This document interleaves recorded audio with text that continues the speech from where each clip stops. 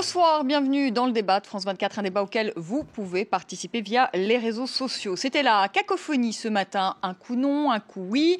La préfecture de police de Paris a finalement annoncé à la mi-journée l'interdiction de la manifestation jeudi contre la loi travail. Et peu de temps après, le ministre de l'Intérieur, Bernard Cazeneuve, a annoncé tout le contraire. La manifestation est finalement autorisée. Alors comment comprendre cette volte-face ? Quels sont les risques ? Qui, du gouvernement ou des organisations syndicales, finira par céder sur ce projet de loi de travail? Eh bien, on va en parler ce soir avec nos invités, avec vous, Frédérique Espagnac. Bonsoir. Bonsoir. Vous êtes sénatrice socialiste des Pyrénées-Atlantiques, conseillère régionale d'Aquitaine, Limousin, Poitou, Charente. Benjamin Amar, bonsoir. Bonsoir. Responsable de la politique revendicative de la CGT. Stanislas Godon, bonsoir. Secrétaire administratif général adjoint du syndicat de policiers du syndicat Alliance. Et puis avec nous, Vanessa Kodachoni. Vous êtes politologue, maître de conférence à l'université Paris 8 et auteur de Justice d'exception, l'État face aux crimes politiques et terroristes, et c'est aux éditions du CNRS. Alors avant de commencer ce débat, on va tout de suite écouter votre patron, le secrétaire général de la CGT. Oui, je sais que vous n'avez pas le terme patron, Philippe Martinez. Après des discussions serrées avec le ministre de l'Intérieur, les organisations syndicales et de jeunesse ont obtenu le droit de manifester à Paris le 23 juin sur un parcours proposé par le ministre de l'Intérieur, ainsi que l'autorisation de manifester le 28 juin selon des modalités à discuter avec la préfecture. Les organisations syndicales et de jeunesse ne se laisseront pas détourner du cœur du problème qui est le projet de loi travail. Frédérique Espagnac, c'est quoi cette volte-face? Un coup non, un coup oui? C'est la marque de fabrique du gouvernement, ça? Non, je crois pas. Je crois qu'à contrario par rapport à vous, je crois pas que c'est une volte-face pour une raison assez simple. Vous avez un peu interchangé ce qui s'est passé, puisque la préfecture a annoncé ce matin très tôt, certes vers 9h. À 10h30, il y avait déjà un rendez-vous chez Bernard Cazeneuve. Donc je crois que c'est une suite logique qui s'est passée. Le président de la République, en tout cas dans les discussions que j'ai pu avoir avec lui, à la fois encore hier soir et ce matin, était en aucun cas sur une interdiction. Et donc, je crois qu'il y avait des négociations, elles n'étaient pas abouties. Mais donc, ça veut dire quoi? C'est la préfecture de police que vous êtes en train de m'expliquer a pris cette décision seule, a fait cette annonce seule, sans concertation avec Beauvau? C'est pas ce que je suis en train de vous dire, je crois. Mais en tout cas, moi, je vous dis aujourd'hui que dans les discussions que j'ai pu avoir avec le président de la République hier soir et ce matin, après le Conseil des ministres et avant la sortie des syndicats, voilà. La ligne était la même, c'est ce que vous me dites. Tout à fait. Alors, est-ce que vous pouvez m'expliquer, je vous la poser différemment la question, pourquoi la préfecture de police, à 10h30, Parce que je pense ce matin, annonce l'interdiction de la manifestation? Hier soir, qu'on n'arrivait pas à trouver un accord, que je crois que les uns et les autres, il y avait un besoin de se retrouver. Et dans ce cadre-là, je crois qu'il y a eu aussi à la fois une décision de la préfecture qui a sans doute été ordonnée à un moment donné, qui a été de dire, dans les conditions actuelles, on ne peut pas mener à bien, dans les conditions de sécurité, cette manifestation. Donc, on doit revenir les uns et les autres à un contour. Je vois que mon collègue soupire, mais c'est une réalité. Voilà. Je vais vous donner mon point de vue, c'est pas le même. Mais sans doute. Allez-y, Benjamin. Ce qui m'importe entre nous, c'est le résultat. Et vous et moi, on sera d'accord sur le résultat, à savoir que c'est une bonne chose que cette manifestation puisse se tenir demain. Benjamin Amar, c'est une victoire pour vous? Oui, alors effectivement, c'est une victoire, mais c'est pas une victoire pour nous, c'est une victoire pour la démocratie. J'ai déjà débattu avec Madame Espagnac, c'est quelqu'un de modéré. Le problème est de raisonnable. Le problème, c'est que dans le gouvernement, tout le monde n'est pas sur cette ligne-là. Et je suis désolé, il y a eu des déclarations ces derniers temps à l'emporte-pièce.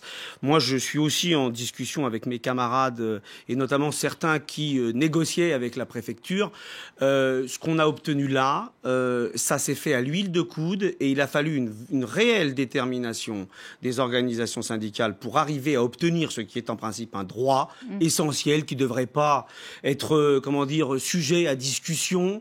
Je rappelle quand même que la dernière fois qu'on a interdit une manifestation syndicale, c'était pendant la guerre d'Algérie sous le préfet Papon. Voilà. On va être clair. Alors, Benjamin Amar, qu'est-ce qui s'est passé pour qu'on comprenne bien quand même qu'est-ce qui s'est passé en coulisses? Parce que Frédérique Espagnac dit oui, la préfecture de police a annoncé ça, mais c'était pas vraiment la décision de François Hollande, du gouvernement. Bon, vous avez quand même été dans les coulisses. Qu'est-ce qui s'est passé? Il y a eu un petit cafouillage? Non, mais vraiment, j'ai discuté avec un certain nombre de mes camarades. Qu'est-ce qui s'est passé? Pourquoi la préfecture de police à 10h30 a dit on interdit ensuite? Ça, par contre, je suis pas dans le secret des dieux. Mais par contre, ce qui est certain, mais parce qu'il y a eu aussi, je pense qu'il y a eu la prise de conscience, et encore heureux, qu'il y avait une levée de bouclier qui était en train de se se faire, que ça n'allait pas du tout se passer comme certains qui voudraient effectivement un petit peu caporaliser les rapports sociaux. Il y a des gens qui ont imposé un 49.3 et qui disaient que le 49.3 est dans la Constitution, ce qui est vrai. Mais par contre, la liberté de manifester, ça par contre, visiblement, ça pouvait être sujet à beaucoup plus de restrictions. Je rappelle quand même que le 19 mai, Manuel Valls avait dit je n'interdirai pas les manifestations parce que si je le faisais, la justice administrative casserait la décision. Et là, tout d'un coup, depuis plusieurs semaines, depuis la semaine dernière en réalité, depuis la manif du 14 juin, on sentait la petite musique arriver et cette petite musique, elle a été stoppée net par la réaction populaire. Voilà, tout simplement. Il a rétropédalé, on peut le dire. Stanislas Godon, vous êtes du syndicat Alliance, syndicat donc de policiers. Le syndicat Alliance était contre cette manifestation, c'est ce qu'il avait annoncé hier. Quel est votre sentiment ce soir ? Est-ce que vous la craignez, cette manifestation de demain ? Alors sur la sémantique, attention aux mots, parce que le syndicat Alliance ne s'est jamais prononcé pour une interdiction de manifestation. Tout à fait. Nous avions demandé un report, un simple report. Exact. Pourquoi ? Parce qu'il y a une trêve au sein de l'Euro 2016. Nous avons 2 jours qui auraient pu être octroyés, notamment à nos collègues qui sont mobilisés, je le rappelle, depuis 18 mois, sur tous les fronts. Et quand je parle de tous les fronts, je parle du flux migratoire, je parle de la lutte contre le terrorisme, je parle de la lutte contre le trafic d'armes, contre le trafic de stupéfiants, le Vigipirate alerte attentat, la COP21 et l'Euro 2016. Absolument. Excusez-moi du peu, 18 mois, ils sont effectivement exténués. Mais par contre, ce qu'il faut dire, c'est qu'ils répondent présent. Là, il n'y a pas de report non plus. Donc, il n'y a pas de report de la manifestation. Donc, est-ce que vous la craignez demain, cette manifestation, vu l'état justement dans lequel vous êtes, c'est-à-dire d'usure, de fatigue, après ces 18 mois ? Alors, en fait, ce qu'on craint, c'est d'abord, elle va mobiliser 2000 policiers, juste pour le maintien de l'ordre. Donc, alors que nous aurions pu souffler un peu, 2000 policiers pour un parcours d'1,6 km, c'est une mobilisation hors norme pour notamment les forces de l'ordre, parce que d'habitude, on est à peu près sur de l'ordre de 1000 à 1500 sur des parcours de 3 km. Vous voyez, donc, là, pour nous, c'est effectivement un problème parce que les collègues, après, vont de nouveau attaquer le week-end, les 8e de finale. Ils vont avoir la sécurisation de toutes les enceintes sportives, des fan zones, plus toutes les missions de sécurité publique. Parce qu'il faut le rappeler, c'est que le reste ne s'arrête pas.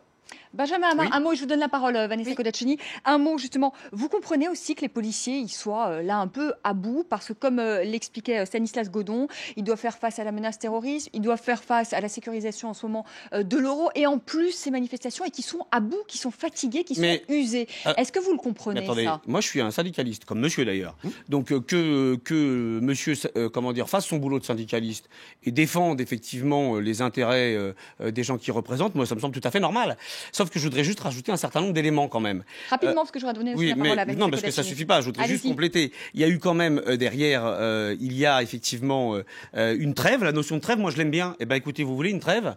Que le gouvernement mette en suspens cette loi scélérate, on aura une belle trève. Ouais, voilà.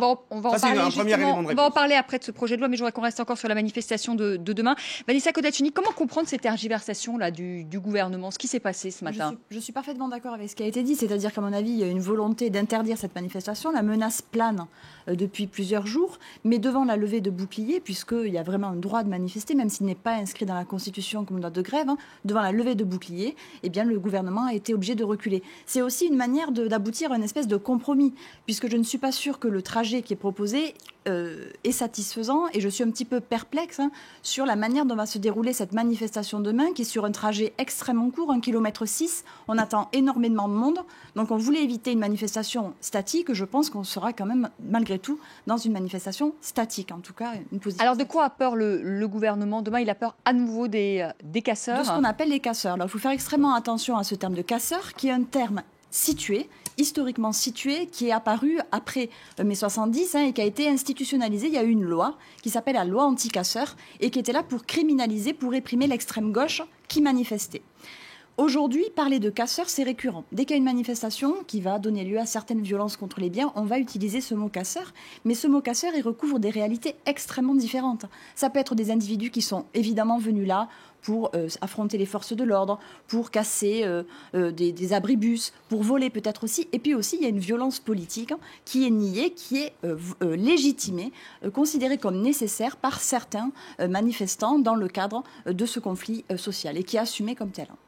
Alors justement... Oui, allez-y, Stanislas Godon. Alors tout d'abord, je ne fais pas que le travail de syndicaliste et je ne défends pas que les policiers, puisque les policiers défendent aussi la sécurité, notamment des manifestants. Et ça, c'est important de le souligner. Ensuite, le deuxième point, vous évoquez... Alors les casseurs, je suis d'accord. Il ne faut pas employer le terme de casseurs, parce que ce sont des groupes extrêmement organisés qui utilisent ce qu'on appelle la doctrine des Black Blocs. Oui, c'est Black Blocs. Voilà. Alors, il faut savoir que c'est pas une entité, hein, c'est une doctrine, je veux dire, d'attitude, hein, le Black Blocs. Et il faut savoir que eux, ils sont pas là pour voler les magasins comme on a connu pendant le CPE ou pendant les manifs étudiantes, par exemple, où ils saccageaient le CEA et puis ils prenaient des vêtements de marque notamment. Là, on n'est pas du tout dans ce cadre-là. Hein. Là, on est dans le cadre de hordes sauvages qui chargent les forces de l'ordre. Et je veux dire, 600 blessés en 3 mois. Je vais juste rappeler deux chiffres. Qui charge les forces de l'ordre? Est-ce qu'il y a, parce que quand même Bernard Cazeneuve a quand même mis en cause certains militants, est-ce qu'il y a des manifestants, des militants qui chargent? Oui, mais j'aurais posé parce que Stanislas Godon, il est aussi face à ces manifestants. Donc, est-ce qu'il y a des militants qui justement affrontent les policiers et qui veulent casser du flic? Alors, nous sommes passés par toutes les phases sur ces 3 mois de manifestations violentes. Effectivement, au départ, nous avions affaire à 100, 200 individus qui infiltraient les manifestations de manière très très organisée. Pas forcément au début ou en queue de cortège, d'ailleurs parfois souvent au milieu. Et puis ces derniers temps, d'abord le nombre a grandi, puisque le 14 juin, ils étaient pratiquement 800. Nous avons assisté, et c'est vrai, je le déplore, à quelques militants CGT qui ont attaqué notamment des camions de CRS et des camions des compagnies d'intervention le 14 juin, à 17h30, notamment en fin de manifestation. Frédéric Espagnac, c'est un peu dommage, quoi. Frédéric Espagnac, vous confirmez ce que disait Bernard Cazeneuve? Il y a des militants CGTistes qui attaquent les forces de l'ordre. Et je sais pas, je n'étais pas. Moi, ce qui m'importe ce soir, c'est. C'est important aussi de savoir qui casse. En l'occurrence, je n'étais pas. Donc, j'ai vu des photos. Monsieur vous dira que non. La police peut-être vous dira que oui. Moi, ce qui m'importe aujourd'hui, c'est qu'on arrive à trouver potentiellement, vraiment demain, des conditions qui fassent que, à la fois, chacun puisse exprimer, en tout cas, ce qu'il revendique, que à la fois les choses se passent bien pour les policiers, pour les manifestants. Et moi, je salue ce soir. L'esprit de concorde, quelque part, qu'on a trouvé, en tout cas... Oui, ça, c'est un discours politique que vous faites, la Frédéric Espagnac. La concorde, le compromis, on en est loin. On va en parler tout à l'heure. On en est loin, peut-être, je vais vous dire. Travail. Mais on voit quand même cet après-midi une conférence de presse avec tous les syndicats en chambre, ce qui est quand même quelque chose de nouveau, excusez-moi, dans ce qu'on a pu voir. À la fois, le fait que les syndicats de police disent, écoutez, nous, on est en train de faire le maximum, alors que potentiellement, on avait peut-être aussi envie de faire autre chose. Et je crois qu'aussi, le gouvernement a fait ce qu'il fallait. Qu'est-ce que vous répondez? Il y a des policiers qui ont témoigné, notamment dans le journal du dimanche, et qui disent on ne reçoit pas des consignes claires de la part des autorités. Et je vous vois acquiescer. On ne reçoit pas des consignes claires de la part... Non, mais je voudrais que Frédéric Espagnac réponde de la part de notre hiérarchie. Ça veut dire quoi? Alors, si elles ne sont pas claires, c'est quoi les consignes qui sont données? Parce que moi, c'est ça qui m'intéresse en tant que parlementaire. Parce que là, pour le coup... Sur la manière de contenir les manifestants, sur la manière de répliquer, que les consignes ne sont pas claires. C'est ce que disent des policiers. C'est les témoignages des policiers que tout le monde a pu lire dans le journal du dimanche. Nous nous sommes exprimés à plusieurs reprises sur le sujet. Lors des premières manifestations, et notamment lorsque ça a débordé sur Nuit debout, place de la République, c'est vrai qu'il y avait un temps de latence qui a été vraiment très compliqué à gérer parce que nous assistions à des individus qui venaient avec des marteaux, des burins, qui décrochaient des plaques de goudron et qui, 1h30 après, les jetaient sur les forces de l'ordre. Ça, c'était le vécu sur notamment la place de la République. Et puis, évidemment, les forces mobiles, elles sont en carré ou en ligne de section et elles attendent les ordres. Qu'on leur dise, voilà, vous procédez à l'interpellation, vous procédez à la dispersion de la manifestation après sommation. Et là, c'est très important parce que une fois que vous avez fait les sommations, là, vous êtes dans le cadre légitime de ce qu'on appelle l'usage de la force. Et puis après, nous sommes passés à une autre phase où il y avait des consignes qui étaient un peu compliquées à respecter. C'est-à-dire ? Notamment lorsque le 1er mai et de mémoire, le 28 avril, nous devions séparer les casseurs au sein de la manifestation. Et certains manifestants se sont interposés, donc ça a été très compliqué de séparer dans le cortège, en plein milieu du cortège, les manifestants des individus qui décidaient de s'en prendre aux forces de l'ordre. Et puis la troisième phase, ça a été encore une fois une absence de consigne, notamment avec le lance-eau, où il a fallu attendre 50 minutes avant effectivement de l'utiliser, puisque Je le Est-ce qu'il n'y a rappelle, pas la peur finalement des autorités, la peur de la bavure? C'est pas la bavure.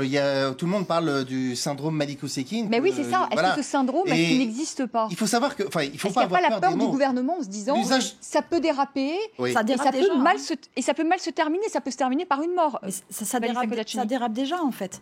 On nous dit il y a de plus en plus de gens qui veulent affronter les forces de l'ordre. En gros, il y a une radicalisation du mouvement. Mais la radicalisation du mouvement, et ça toutes les études le montrent, les radicalisations de mouvement, elles sont aussi dues aux violences policières qu'on ne peut pas écarter. Je ne peux pas vous laisser dire ça. Non, mais si, évidemment. Je ne peux pas vous laisser dire ça. Vous avez moi, j'aimerais bien apporter aussi des... Oui, mais vous allez parler de Benjamin Hamar, ne vous inquiétez pas. Là, vous avez toute une génération militante qui est en train de se politiser, notamment pour la première fois, et qui se politise dans des manifestations extrêmement violentes où il y a des violences. Il suffit d'aller sur les réseaux sociaux, n'importe qui peut le faire, et de voir les blessures qui sont infligées à des manifestants. Et la radicalisation, elle vient de ça. Elle vient d'une volonté aussi de dénoncer ces violences policières-là. Donc ça, on peut... Je ne peux pas vous laisser dire que la radicalisation, elle naît des violences policières. Elle est produite par les violences policières. Moi aussi, j'aimerais bien... bien... je vais vous donner la parole, mais on laisse Stanislas Godon rapidement répondre. À l'usage de la force des forces mobiles de sécurité. Attention, je ne sais pas si vous connaissez un peu le maintien de l'ordre. Il est extrêmement réglementé. Et lorsque vous mettez à côté, lorsqu'il y a un manquement, les manquements, ils font l'objet d'une enquête administrative, d'une enquête disciplinaire. Nous sommes la police la plus contrôlée au monde. Excusez-moi du peu. Je ne connais pas de ministère qui ait 5 organismes de contrôle. Je veux dire, dans son action. Benjamin Hamar, qui vous répondent aussi. Merci. Parce que non, mais la parole, elle tourne. Oui, écoutez, tant mieux, là, elle tourne. Je suis content de la voir quand même. Voilà, elle tourne. Alors, merci. Donc, j'aimerais... La radicalisation, moi, j'aurais répondu. Non, mais attendez, j'aimerais... Oui, j'ai entendu, mais j'aimerais aussi répondre à des choses, si vous le permettez, des choses qui ont été dites tout à l'heure, merci. Donc, notamment une chose en particulier, contre laquelle je m'insurge et me porte en faux. Vous avez dit à l'instant que vous n'étiez pas d'accord avec ce qu'avait dit madame. Moi, je suis pas du tout d'accord avec ce que vous avez dit tout à l'heure. Il y a eu... Moi, je suis aussi... Il n'y a pas que monsieur qui est dans la rue, moi aussi. J'ai filé plusieurs coups de main au service d'ordre, d'ailleurs même avec mon petit frère, on l'a fait en famille. Alors, et le service d'ordre a essuyé des moments extrêmement pénibles, notamment pour empêcher les casseurs de rentrer dans le cortège CGT.